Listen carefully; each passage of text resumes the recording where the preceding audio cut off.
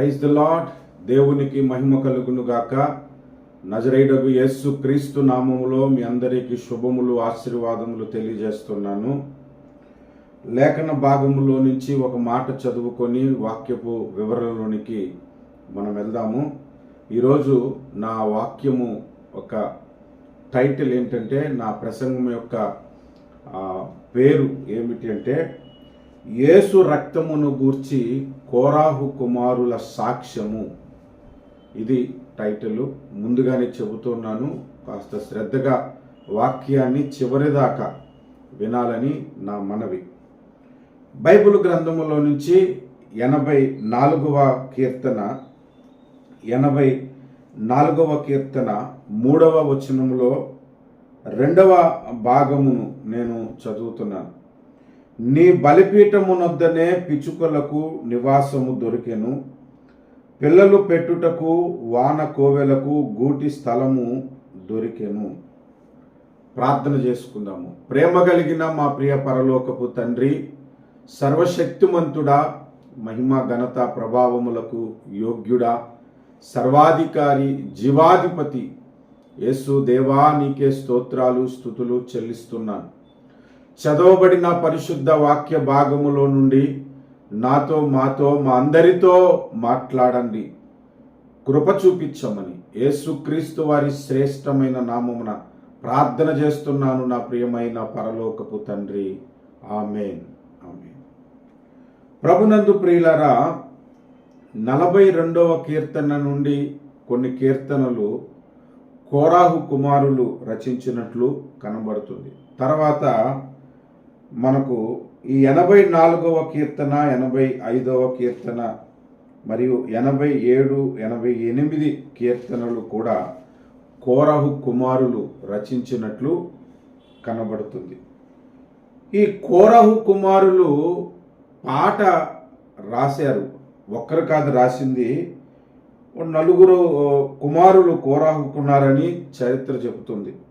ఆ 4 కుమారులు కూడా ఈ పాటలు రాసేవారంట. ఈ పాటలు రాసేవారు అంటే ఒక పాట ఒకరి నుండి పుట్టినది కాదు, 4 వారి అనుభవాల నుంచి కూర్చొని పాటలు రాసేవారు అన్నమాట. ఆ అనుభవం ఎటువంటిదంటే, వాళ్ళు రాసిన పాటలు మనము ధ్యానము చేస్తే చాలా లోతైన విషయాలు మనకి కనబడతాయి. ఉదాహరణకు 42వ కీర్తన, దాని మీద ప్రత్యేకంగా ఒక వాక్యాన్ని, ఆ కీర్తన అంతటిని గురించి ధ్యానము చేసి ప్రకటన చేశాను. మీరు వినండి, ఎంత లోతైన విషయాలు చెప్పారు. 45వ కీర్తన కూడా మీరు చదివితే ఒక దివ్యమైన సంగతితో నా హృదయము పొంగుచున్నచనదని మొదలవుతుంది. ఆ కీర్తనలో కూడా ఎన్నో మర్మమైన విషయాలు కోరాహు కుమారులు రచించినట్లు మనకు కనబడుతుంది. మొత్తం 4 కుమారులు అంట. ఈ 4 కుమారులు కలిసి ఒక్కొక్క పాటను రాశారు. కోరాహు కుమారుని కీర్తన అని ఏ కీర్తనకు కూడా ముందుంటుంది, కోరాహు కుమారుల కీర్తన అని ఉంటుంది. మొదటగా ఈ కోరాహు కుమారుల గురించి నేర్చుకోవలసిన ఒక విషయం ఏంటంటే, ఐక్యత ఉన్నది. ఆ అన్నదమ్ములలో ఐక్యత ఉన్నది. చాలా ప్రాముఖ్యమైన విషయము. ఒకే తండ్రికి పుట్టిన కుమారులకు వారు ప్రభువుని నమ్ముకున్న ఐక్యత లేని ఈ దినములలో ఐక్యత కలిగిన కుమారులను మనం ఇక్కడ చూస్తున్నాం. వాళ్ళు పాటలు రాసేటప్పుడు కూడా చాలా ఐక్యతగా పాటలు రాశారు. ఇక్కడ నాకు వచ్చిన ఒక అనుమానం ఏంటంటే, ఒక డౌట్ ఏంటంటే నేను ఎక్స్ప్రెస్ చేస్తున్నాను. వాళ్ళ పేర్లు ఎందుకు రాసుకోలేదు? వాళ్ళ తండ్రి పేరు ఎందుకు రాశారు ప్రతి పాటకు? వాళ్ళ తండ్రి పేరు రాయటము దేవునికి కూడా అనుమతి అయింది కాబట్టి, అది బైబిల్ గ్రంథంలో వారి కీర్తనలు రాసినప్పుడు వాళ్ళ పేర్లు దేవుడు మరుగుపరిచి కోరాహు కుమారులనే ఎందుకు రాయించాడు? వాళ్ళు ఇష్టపడలేదు వారి పేర్లు వేసుకోవటానికి, దేవుడు కూడా దాన్ని అనుమతించి అలాగే వాళ్ళ పేర్లు లేకుండానే ప్రతి కీర్తనకు కూడా కోరాహు కుమారుల కీర్తన అని రాయించాడు. అంటే వారి తండ్రి కోరాహు గొప్ప భక్తుడని కూడా కాదు.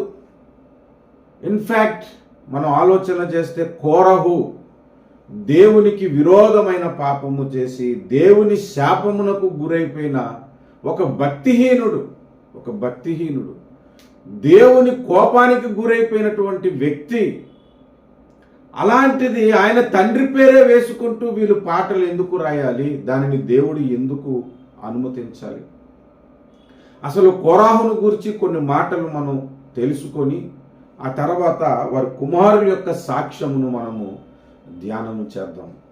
ఈ కోరహు మోషేకు విరోధముగా కొంతమందిని ఏర్పాటు చేసి మోషే మీద తిరుగుబాటు చేసినట్లు సంఖ్యాకాండము 16వ అధ్యాయములో మనకు కనబడుతుంది. సంఖ్యాకాండము 16వ అధ్యాయము 1వ వచనం. లేవికి ముని మనవుడును కహతుకు మనవుడును ఇస్సారు కుమారునగు కోరహు రుబేనీయులలో ఏలియాబు కుమారులైన దాతాను అబీరాములను పేలేతు కుమారుడైన ఓనను యోచించుకొని ఇశ్రాయేలీలలో పేరు పొందిన సఖికులను సమాజ ప్రధానులైన 250 మందితో మోషేకు ఎదురుగా లేచి, మోషే అహరోనులకు విరోధముగా పోగుపడి, మీతో మాకిక పని లేదు, ఈ సర్వ సమాజములోనికి ప్రతివాడును పరిశుద్ధుడే, యెహోవా వారి మధ్యనున్నాడు, యెహోవా సంఘము మీద మిమ్మును మీరెలా హెచ్చించుకొనుచున్నారనగా. ఆ మాట మోషేకు చాలా బాధ కలిగింది. దేవుని దగ్గర ప్రార్థన చేశాడు. దేవుడికి కూడా చాలా కోపం వచ్చింది. నేను నా సేవకుడిని ఏర్పాటు చేసుకుని ఐగుప్తు నుండి వీరిని విడిపిస్తే నీవెవరు అంటారేంటి? నా సేవకుడు ఎన్ని అవమానాలు ఎదుర్కొన్నా నా మాటకు లోబడి వినయము చూపించి సాత్వికము చూపించి ప్రజలను నడిపిస్తే, అలాంటి ఒక నీతి గల నాయకుడి మీద, పౌరుషము గల నాయకుడి మీద, ఆత్మాభిషేకము కలిగిన నాయకుని మీద తిరుగుబాటు చేయటమే కాదు, అతను కుటుంబముతో పాటు తిరుగుబాటు చేశాడు. అతనికి విరోధముగా 250 మంది ప్రధానులను, సమాజంలో ఉన్న ప్రధానులను కూడా పోగు చేసుకున్నాడు. అంత ఘోరమైన పాపము ఒడిగట్టుకున్నాడు కోరాహు. ఆ ఘోరమైన పాపము అతన్ని ఎంతటి శాపమునకు గురి చేసిందంటే, దేవుని కోపము వారి మీద ఎలాగూ రగులుకుందంటే, వారిని రేపు ప్రత్యక్షపు గుడారం యొద్దకు తీసుకొని రమ్మని చెప్పాడు. వారికి దేవుడు తీర్పు తీర్చాలనుకునేటప్పుడు ప్రత్యక్షపు గుడారం యొద్దకు ఎందుకు తీసుకురమ్మన్నాడు తెలుసా? తర్వాత నేను చెబుతాను. ఆ ప్రత్యక్షపు గుడారం యొద్దకు వారు వచ్చినప్పుడు, వారు ప్రత్యక్షపు గుడారం యొద్దకు రావటానికి 2 ప్రధాన కారణాలు ఉన్నాయి. మొదటి కారణం ఇప్పుడు చెప్తాను, ప్రసంగం మధ్యలో లేదా చివరిలో రెండవ కారణం చెప్తాను. మొదటి కారణము, ఈ కోరహు లేవీలకు సంబంధించిన వ్యక్తే. లేవీలకు మాత్రమే ప్రత్యక్షపు గుడారము దగ్గర పరిచర్య చేసే భాగ్యమును దేవుడు కల్పించాడు. ఎందుకు, ఏమిటి, ఎలా? లేవీలకు ఎందుకు ఆ భాగ్యం వచ్చిందంటే మనం చాలా విషయాలు ధ్యానం చేసుకోవాల్సి వస్తుంది. ఇప్పుడు వాటి జోలికి వెళ్లకుండా లేవీడైనందున ప్రత్యక్షపు గుడారం యొద్దకు వారిని రమ్మన్నాడు. వారికి విరోధముగా పోగుబడిన 250 మంది కూడా అక్కడికి రమ్మన్నారు. దేవుడు ఎటువంటి తీర్పు తీర్చాడనంటే, సంఖ్యాకాండము 16వ అధ్యాయము 32వ వచనములో, భూమి తన నోరు తెరిచి వారిని, వారి కుటుంబములను, కోరాహు సంబంధులందరినీ, వారి సమస్త సాంపాద్యమును మృంగి వేసెను. వారును వారి సంబంధులందరూ ప్రాణములతో పాతాళములో కూలిరి. భూమి వారిని మృంగివేసెను. వారు సమాజములో ఉండకుండా నశించారు. చూడండి, వారి ప్రాణాలతో సహా పాతాళంలోనికి దిగిపోయారు. వారికి సపోర్టుగా వచ్చిన 250 మంది ఆకాశము నుండి అగ్ని వచ్చి 35వ వచనం చదివితే అక్కడికక్కడే మాడి మసైపోయారు. ఆ మాడి మసైపోయిన శవాలు కూడా దొరకలేదు. భూమి నోరు తెరిచి మొత్తాన్ని మృంగేసింది.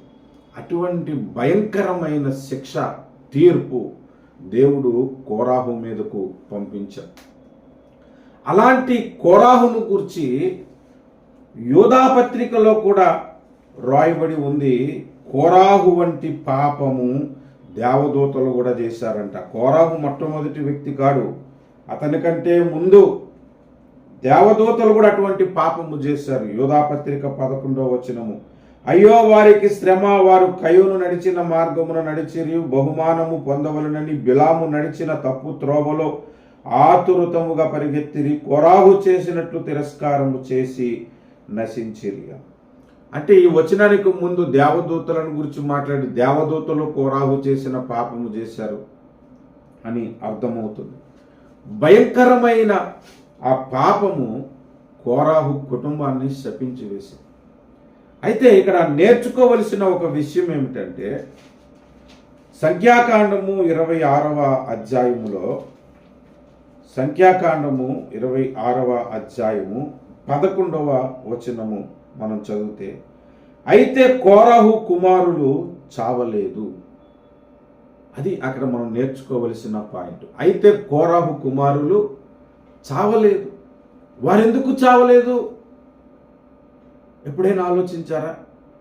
చూడండి, దానికి ముందు వచనము సంఖ్యాకాండం 26:10, ఆ సమాజపు వారు మృతి పొందినప్పుడు అగ్ని 250 మందిని భక్షించినందునను, భూమి తన నోరు తెరిచి వారిని కోరాహును మృంగివేసినందునను వారు దృష్టాంతములైరి. దృష్టాంతములైరి అంటే ఇలాంటి కోరాహు పాపము ఫ్యూచర్లో ఎవరు చేసినా ఇటువంటి శిక్ష వస్తుంది, వారు శిక్ష నుండి తప్పించుకొనలేరు అనటానికి వారు దృష్టాంతములైరి. వారే కాదు, వారి కుమారులు తప్పించబడ్డారు, వారు కూడా దృష్టాంతములైరి. మరి వారి కుమారులు ఎలాగూ తప్పించబడ్డారు అనంటే 84వ కీర్తన మన మూలవచనము 3వ వచనములో 2వ భాగంలో మనం చదువుకున్నాం కదా. నేను ఇదివరకే దీని మీద ఒక అద్భుతమైన ప్రసంగం చెప్పాను, కోరాహు కుమారులని. మీరు వినొచ్చు, యూట్యూబ్లో ఉంటుంది.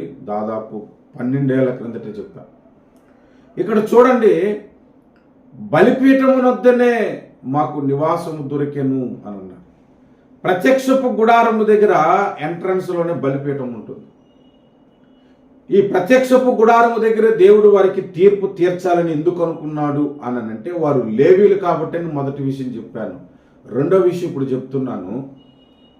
ఆ కోరాహు కుమారులు వీళ్ళందరూ శిక్షకు అర్హులైనప్పటికీ కోరాహు కుమారులకు దేవుని బలిపీఠం యొద్ద ఆశ్రయం ఉన్నదన్న సంగతి వాళ్ళ హృదయాలలో ఉన్నది.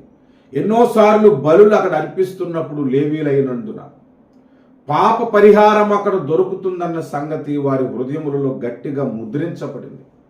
ఎప్పుడైతే దేవుని తీర్పు వారి దగ్గరకు వచ్చిందో, భూమి నోరు తెరవటం మొదలుపెట్టిందో, వీరు ఎక్కడికి పరిగెత్తిన భూమి నోరు తెరిచి మింగేస్తుంది.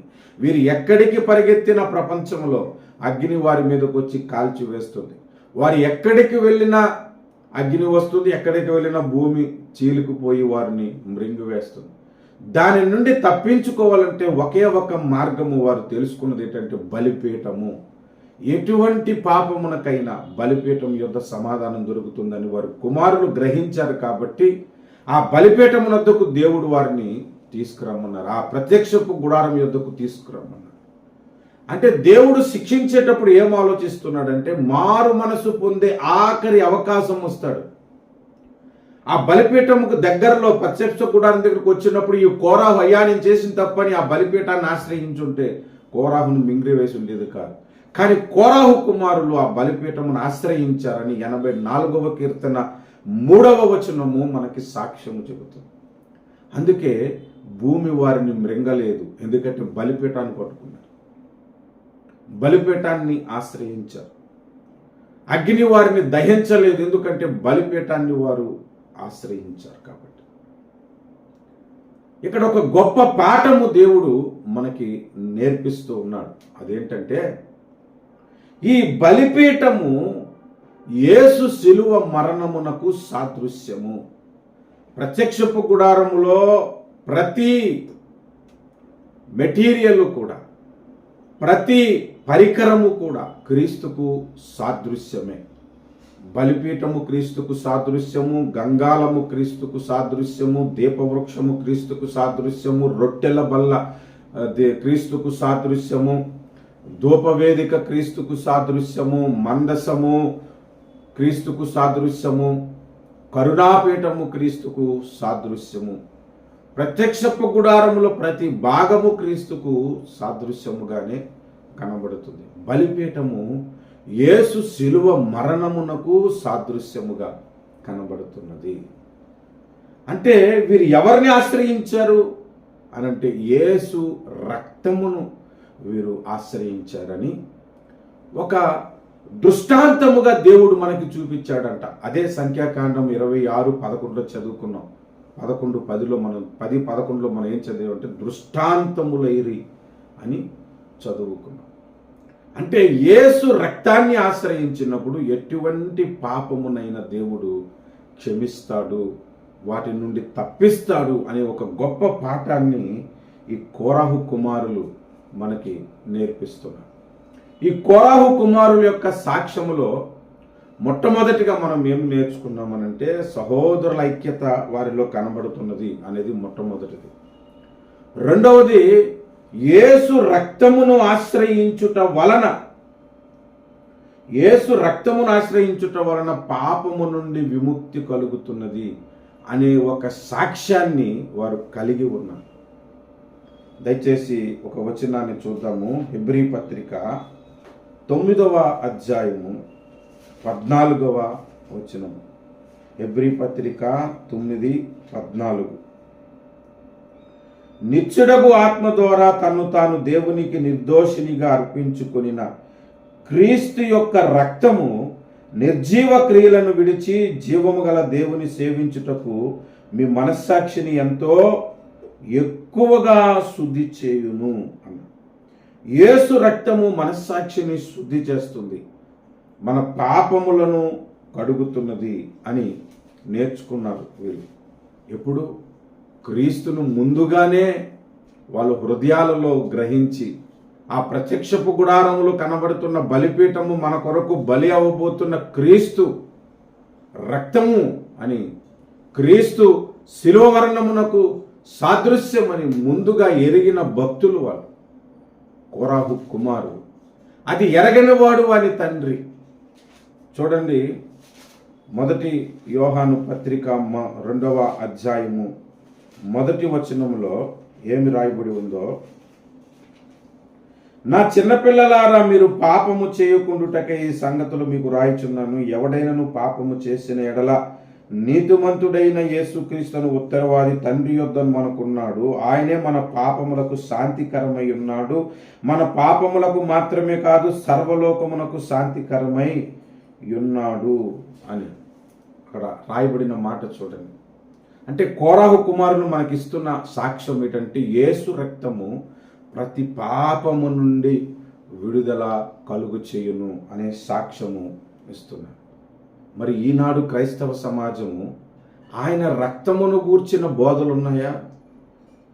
ఇప్పుడు క్రైస్తవ సమాజము ఎటువంటి బోధలకు దిగజారిపోయిందంటే, సినిమా యాక్టర్లు, సెలబ్రిటీలు ఎవరైనా చచ్చిపోయారు అనుకోండి, దాని మీద ఒక తమ్మనేలు పెట్టుకొని ఆ సినిమా యాక్టర్ ఫోటో ఒకటి పెట్టుకొని పక్కన నేను ఫోటో పెట్టుకొని దాని మీద ప్రసంగం.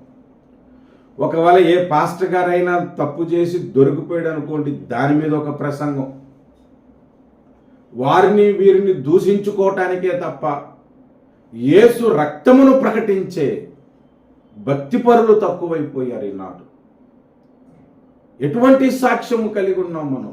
కోరాహు కుమారులు ఇస్తున్న సాక్ష్యం ఏంటంటే యేసు రక్తము ప్రతి పాపము నుండి విడుదల కలుగు చెయ్యను, నీ బలిపీఠమునొద్దనే మాకు నివాసము దొరికెను అని సాక్ష్యము కలిగి ఉన్నారు కోరాహు కుమారులు. రెండో విషయాన్ని మనం చూస్తే,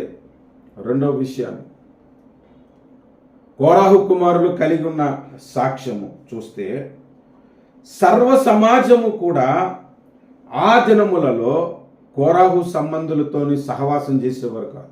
ఎందుకు అనంటే అక్కడే 16వ అధ్యాయము సంఖ్యాకాండంలో రాయబడి ఉంది. దేవుడు వారికి చెప్తున్నాడు, వారికి దూరంగా జనులను వెళ్ళిపోమని చెప్పాడు. వారికి దూరముగా వెళ్ళిపోమని దేవుడు చెప్పాడు. చెప్పగానే అందరూ దూరంగా వెళ్ళిపోయారు. అప్పటి నుండి కోరాహు కుమారులతో కూడా సహవాసం చేయటానికి ఇశ్రాయేలీలు భయపడ్డారు. ఏదో అప్పుడు తప్పించుకున్నాడు కానీ బలిపీఠం దగ్గర ఈ పిల్లలు ఎప్పుడైనా శాపము వీరి మీదకి వస్తుంది, వీరి దగ్గర ఉన్నందుకు మనం కూడా నశించిపోతాము. 250 మంది వారికి సహాయం చేసినందుకు, వారికి సపోర్ట్ చేసినందుకు కాలి మాడి మసైపోయారు కదా, మనం కూడా అట్లాంటి పరిస్థితి వస్తుందని వారితో పెద్ద సహవాసం చేసేవారు కాదు. కానీ కోరాహు కుమారుల యొక్క సాక్ష్యం ఏమిటో తెలుసా? ఆయన రక్తాన్ని ఆశ్రయిస్తే ఆయన ఎన్నడూ తృణీకరించడు, ఆయనకు దరికి చేర్చుకునేవాడు దేవుడు అని దేవుని కొరకు సాక్ష్యము చెప్పే అనుభవము ఈ కోరాహు కుమారులకు ఉన్నది. ఇది రెండవది వారి సాక్ష్యం. మొదటి సాక్ష్యమేమో పాపముల నుండి విడుదల కలుగుతుంది. రెండవ సాక్ష్యమేమో మనం చూస్తే ఆయనను సమీపముగా యేసు రక్తము మనలను చేస్తుంది అనే సాక్ష్యము వారు కలిగి ఉన్నారు. కొలసీలకు రాసిన పత్రిక చూడండి, మొదటి అధ్యాయము, కొలసీలకు రాసిన పత్రిక మొదటి అధ్యాయము 20వ వచనం. శిలువ రక్తము చేత సంధి చేసి ఆయన ద్వారా సమస్తమును, అవి భూలోకమందున్నవైనను పరలోకమందున్నవైనను వాటన్నిటినీ ఆయన ద్వారా తనతో సమాధాన పరుచుకొనవలెనని తండ్రి అభీష్టమాయను.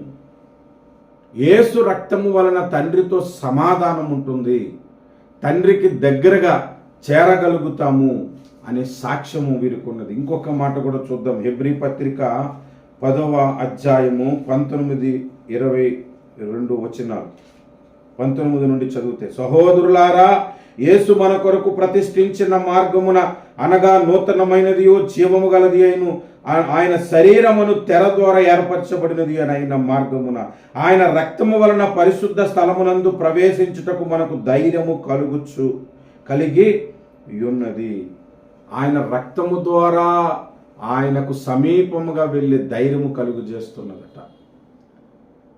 మరి దేవునికి అతి దగ్గరగా వీళ్ళు ఎలా జీవించగలిగారు అంటే ఆ బలిపీఠమును వీరు ఆశ్రయించినప్పుడు, యేసు రక్తాన్ని ఆశ్రయించినప్పుడు మాత్రమే దేవునికి సమీపముగా మనము వెళ్ళగలుగుతాం. యేసు రక్తాన్ని ఆశ్రయించకుండా దేవునికి సమీపముగా మనము వెళ్ళలేము.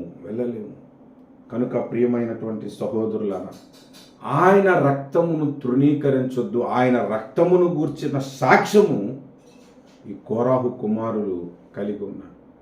పాపము నుండి యేసు రక్తము విడిపించుననే సాక్ష్యము మొదటిగా కలిగి ఉన్నారు. రెండవది, ఆయన రక్తము వలన తండ్రికితో సమాధానపరచబడతాము, తండ్రికి సమీపముగా వెళ్ళగలుగుతాము అనే సాక్ష్యము వీరు కలిగి ఉన్నారు. మరి మన సాక్ష్యం ఏది నాడు? అసలు యేసు రక్తమును గూర్చి పాటలు రాయడం మర్చిపోయారు, యేసు రక్తమును గూర్చి ప్రకటించటం మర్చిపోయారు.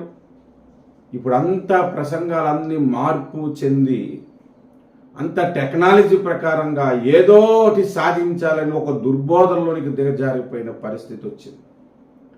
యేసు రక్తమును గూర్చిన ప్రకటన లేదు ఈనాడు, సాక్ష్యము లేదు ఈనాడు. ఆయన రక్తమును గూర్చిన సాక్ష్యం ఇచ్చేవాళ్ళు లేరు. కోరాహు కుమారులు ఆయన రక్తమును గూర్చి రెండవ విధంగా ఏమని సాక్ష్యం ఇచ్చారంటే, ఆయన పాపముల నుండి కడిగే రక్తమని సాక్ష్యం ఇచ్చారు. రెండవది, ఆయనకు సమీపముగా చేర్చే రక్తము యేసు రక్తమని సాక్ష్యం ఇచ్చారు. మూడవది చూస్తే, వాళ్ళ తండ్రి శాపము వారి మీదకి రావాలి, కానీ రాలేదు. అంటే వారు ఏమని సాక్ష్యం ఇస్తున్నారో తెలుసా? మూడవది, యేసు రక్తము మన తండ్రుల నుండి వస్తున్న దోషమును శాపమును కూడా కొట్టివేయును అనే సాక్ష్యము వారు కలిగి ఉన్నారు. దీనికి ఒక ఉదాహరణ బైబిల్లో నుంచి చూద్దాం. ఏమిటంటే, ఆదాము చేసిన పాపము మనుషులందరి మీదకి వచ్చింది. ఆదామే కదా మానవ జాతి అంతటికి పితరుడు. ఆదాము హవ్వలే కదా మానవ జాతి అంతటికి ఆది దంపతులు. వారు చేసిన పాపము మనుషులందరి మీదకి వచ్చినట్లుగా మనం చూస్తున్నాం. రోమాపత్రిక 5:12లో, ఇట్లుండగా ఒక మనుషుని ద్వారా పాపము ద్వారా మరణమును లోకములో ఎలాగు ప్రవేశించెనో అలాగుననే మనుషులందరూ పాపము చేసినందున మరణము అందరికీ సంప్రాప్తి ఆయను. అయితే ఇక్కడ మనం గమనిస్తే, ఆదాము నుండి అందరికీ పాపం వచ్చింది, క్రీస్తు అను ఒకని ద్వారా అందరికీ పాప విమోచన కలిగినది 16వ వచనం నుండి చూద్దాము. మరియు పాపము చేసిన ఒకని వలన శిక్షావిధి కలుగునట్లు ఆ దానము కలుగలేదు. ఏలయనగా తీర్పు ఒక అపరాధం మూలముగా వచ్చినదే శిక్షావిధికి కారణమాయను. కృపావరమైతే అనేకమైన అపరాధములను మూలముగా వచ్చినదై మన మనుష్యుల నీతిమంతులుగా తీర్చుటకు కారణమాయను. మరణము ఒకని అపరాధం మూలముగా వచ్చినది అయి ఆ ఒకని ద్వారా ఏలిన ఎడల కృపాబాహుల్యమును నీతి దానమును పొందువారు జీవము గలవారే మరి నిశ్చయముగా యేసుక్రీస్తును ఒకని ద్వారానే ఏలుదురు.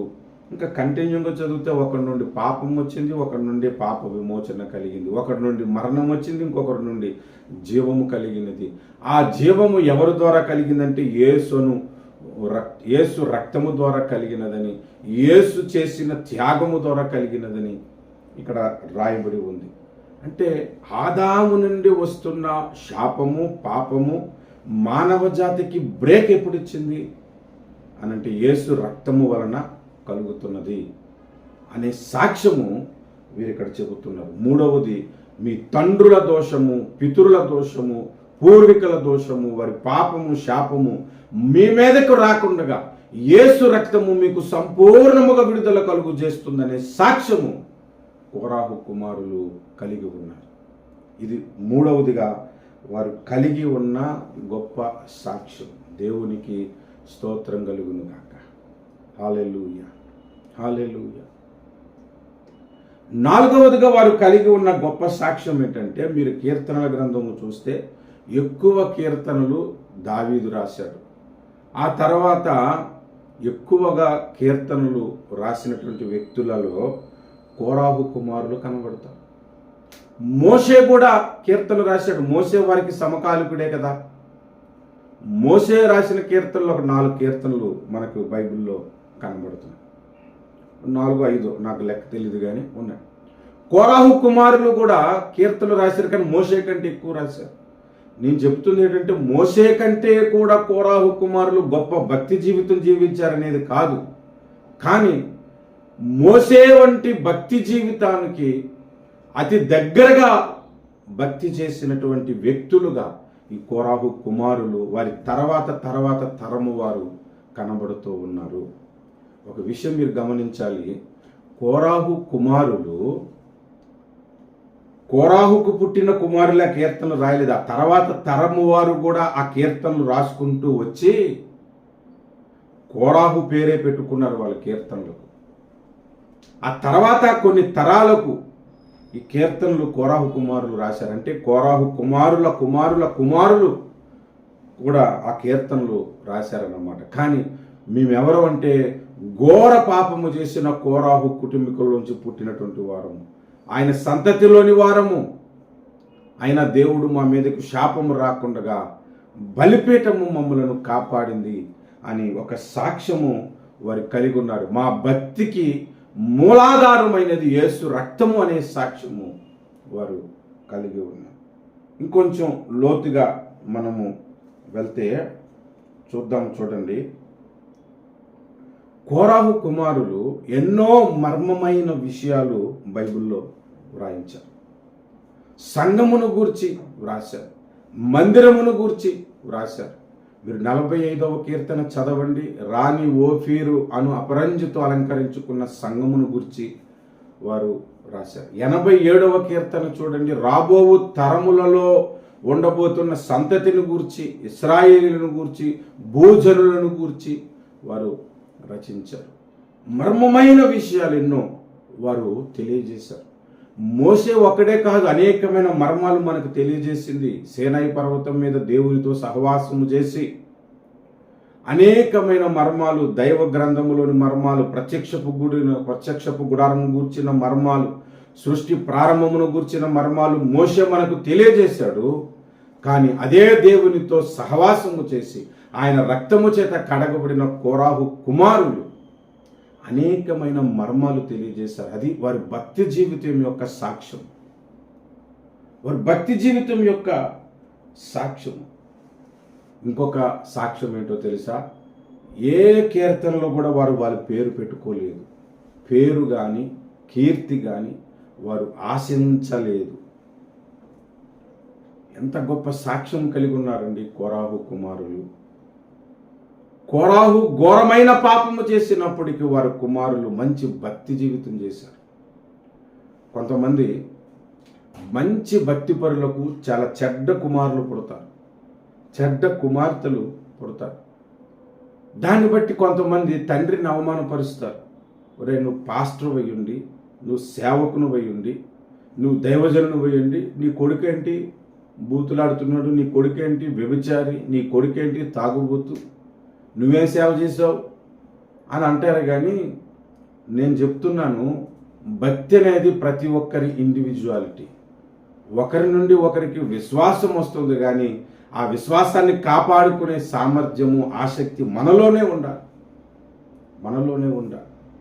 కోరాహు ఎంత భయంకరమైన పాపో, వారి కుమారులు ఉన్నతమైన భక్తి జీవితం కలిగిన వారు. మరి సమయలు చూడండి ఎంత భక్తిపరుడో. ఆయన కుమారులు వ్యభిచరించుచు లంచాలు తీసుకునేవారని బైబిల్లో రాయబడి లేదా? కారణం ఏమిటి? వారు బలిపీఠం దగ్గరే సేవ చేస్తున్నారు సమయలు కుమారులు, కానీ లంచాలు తీసుకునేవారంట. ఎట్లాంటి స్థితితో చూడండి, ఎట్లాంటి భయంకరమైన పరిస్థితితో మీరు ఆలోచన చేయండి. కనుక మనం ఒకటి నేర్చుకుందాము, యేసు రక్తమును మనం ఆశ్రయిస్తేనే మన సాక్ష్యము నిలవబడుతుంది. యేసు రక్తాన్ని మనం ఆశ్రయిస్తేనే మన పాపము కడగబడుతుంది. యేసు రక్తాన్ని మనం ఆశ్రయిస్తేనే తరతరాలుగా వెంబడిస్తున్న పాపమునకు బ్రేక్ పడుతుంది, శాపమునకు బ్రేక్ పడుతుంది. యేసు రక్తాన్ని ఆశ్రయిస్తేనే సహోదర ప్రేమ మనలో ఉద్భవిస్తుంది, బలపరచబడుతుంది, పొంగి పొర్లుతుంది. యేసు రక్తాన్ని ఆశ్రయిస్తేనే పేరు ప్రఖ్యాతలు కోరుకోవాలనే తపన మనలో ఉండకుండా ఉంటుంది. కనుక యేసు రక్తమును గూర్చి కోరాహు కుమారుల సాక్ష్యము బైబిల్లో మన కొరకు దేవుడు వ్రాయించి ఉంచాడు. ఆ రక్తము చేత కడగబడిన మనము ఆ రక్తమును గూర్చి ఎటువంటి సాక్షులుగా మనము బ్రతుకుతున్నాము అనేది ఒక్కసారి మనము ఆలోచన చేసుకుందాం. త్వరలోనే బస్వ బుధవారం ప్రారంభమవుతుంది. 40 దినాలు శిలువ రక్తమును గూర్చి, శిలువను గూర్చి ధ్యానాలు పెట్టుకొని వాక్యాలు చెప్పుకుంటుంటారు కొందరు ఆ 40 దినాల్లో కూడా యూట్యూబుల్లో పడి వాళ్ళ మీద పడి ఏడుస్తూనే ఉంటారు.